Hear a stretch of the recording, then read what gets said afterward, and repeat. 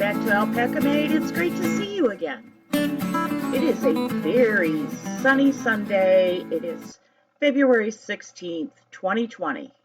That mess on my desk has to go. So today is the long-awaited Hipster PDA broadcast. And what exactly is a Hipster PDA? What does it have to do with the mess on my desk? The Hipster PDA is a paper-based personal organizer, popularized by Merlin Mann. Originally a tongue-in-cheek reaction to the increasing expense and complexity of personal digital assistants. Seems simple, right? But how did we end up with all these fancy things, stacks of stuff? I don't know. And certainly I have one on my desk. So let's figure out how to make this simple. And oh, by the way, simple used to look like this: junk mail and paper bags. Now, my favorite way of making a notepad used to be to rip up 8.5 by 11 pieces of paper I got in the junk mail and turn them over to the white side, but I needed something with a little more capability. So I bought some mailing envelopes. They are 6 by 8. They're the kind with the little clasp. Then I bought a big thick stack. Oh, and before we go there, I'll show you. I used one. I folded it in thirds to make a very slim little box joint, and then I used masking tape to reinforce right along that box joint. And then you can see I also have that pocket still available to me, and that was one of the main reasons why I made this way. I want a place to store my receipts. So I have that, and then I have another piece of cardstock, this cardstock that I bought $5 for 6 by 6 cardstock. And the reason I bought it is because it's got primary and secondary, and I think tertiary level colors in it, so it'll go with just about any paper or fabric that I choose to use. And then the third thing I bought is this graph paper. You can't see it very well because it's not close to the camera, but it's graph paper, and that's all I wanted it for.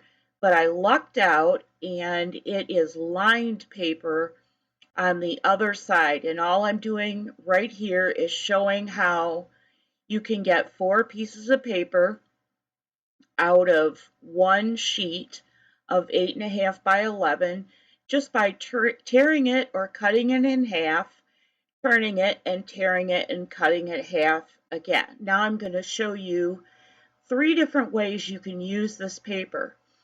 There are, in books, there are things called signatures, and all they are is bundles of papers. If you've ever made a book before, then you know about that, but you don't have to do that if you don't want to. I made signatures to show you a second way, just by cutting it in half and then folding the halves again, and that will easily make a signature if you want to sew it, or if you just want to leave it that way, you can hook it over the top of the that extra cardstock that I cut down, and you can use a binder clip, or like I said, you can make a signature, and a signature would be a little more complicated than what I want to do with this. But the end result is you get lined on the front sheet, and you get graph paper if you flip it up. And you can see it all, the whole thing, because it's a trifold, which needs to have a box joint that will accommodate a small binder clip. Because it's a trifold, all you have to do is fold the outer cover in, flip it over, and you have your notepad right there with product design or dimensions on the graph paper if you need to refer to a drawing you've made. And oftentimes when I go to the hardware store, I've drawn something out like the overhead rig, and I've said to myself, okay, I know what I want, I know how to construct it, I need to go and find materials. Now in this case,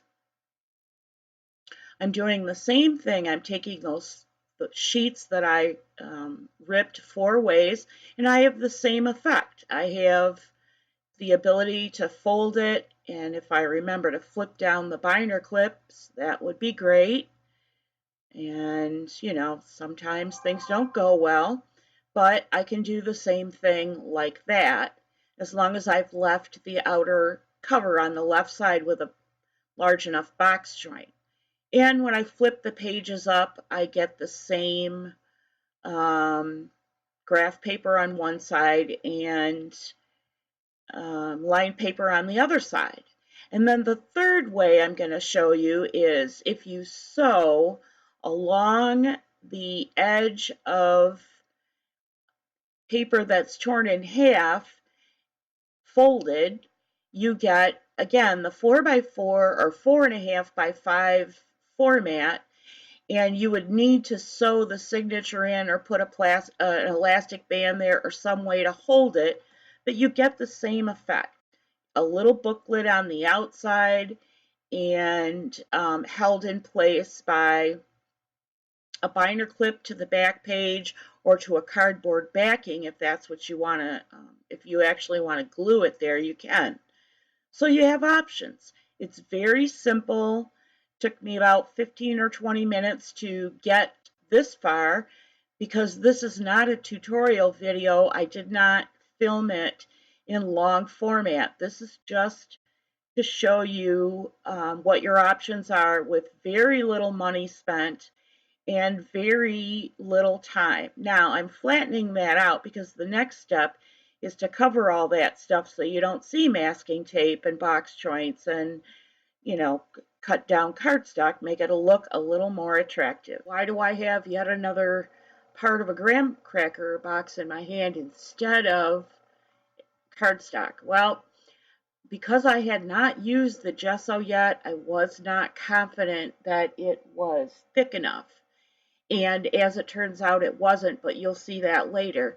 What I'm doing right now is cutting down the back of the graham cracker box, and we kind of sped through it, but watch, I'm showing you right there. I'm keeping that cardstock above my thumb. I have a little bit of arthritis in my thumb, and I've always had trouble. Here we go. You'll see it again. I reposition my scissors to get a straight cut, and I keep my thumb base knuckle out of the way. So here we go. We're going to just double check. That box wasn't quite wide enough to cover that whole envelope, but it was only about 1/4 of an inch on the open end and on the joint end, so I thought that was fine. It's not a big deal. And yes, I got my project out of the way, and I'm slapping on some gesso, and what you're going to see even now is the card starting to curl. That tells me there's too much water in my recipe, and I think what I'll do is a follow-up video so that we can correct that and we can learn how to make white gesso and tinted gesso at the same time. See how it's curling? Too much moisture. So because I kind of made 2 pieces of stiffener out of this graham cracker box, I was able to put the part that I cut off in that spot between the black cardstock and the other piece I just glued down. Yes, I have too much stuff on my desk, and yes, we're going to fix that. In the meantime, I've gone and found a piece of upholstery fabric, and I've sewn 2 little pockets, just like if you were going to cover one of your college textbooks or high school textbooks, one on the far right side and one on the far left side. And this is just plain sort of like burlap-like weave. I zigzagged and left the fringiness, in other words, I didn't do a turn under, so that it would have a little bit of loose edge, but not too much. And here I'm just using another piece of that 6x6 cardstock. I'm going to mark where that box joint is on the left flap so that I can crease that and glue it. And now I've glued it up, and I'm doing the same thing with a piece of gray cardstock to the right side so that I can strengthen the joint of that flap and also cover some of the joint. It's all done. I used a hair tie as a temporary closure. It's a little bulkier than I anticipated because of the fabric. And you can see by the reflection that where some gesso got on there. So you can see that it's matte, not shiny like the cardstock. And I'll probably put a pocket there or something. But for the most part, it's done and functional. I probably won't attach that hair tie with a button or anything like that because it will catch on my pocket. And the whole point of this was to make something that I could stick in my back pocket, shove in a handbag or what have you, and take it to wherever I'm going so I'd have something to make notes. So there it is. It's finished, and I'm not going to embellish it any further because it's actually become a prototype for one that I might make out of leather. But if you found this interesting or if you found it useful, please by all means leave me a comment, like it, share it with whoever you think might find it useful.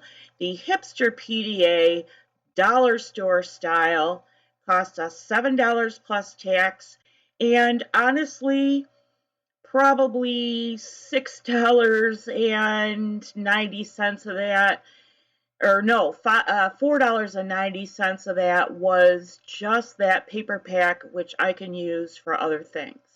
I just want to give a shout out to a couple of new subscribers on both channels, as well as some commenters and a question that came in, which I addressed in my comments section, but I will address it in our next episode. Where are the alpacas? I hope you're well and blessed. I hope you had a great weekend. See you soon.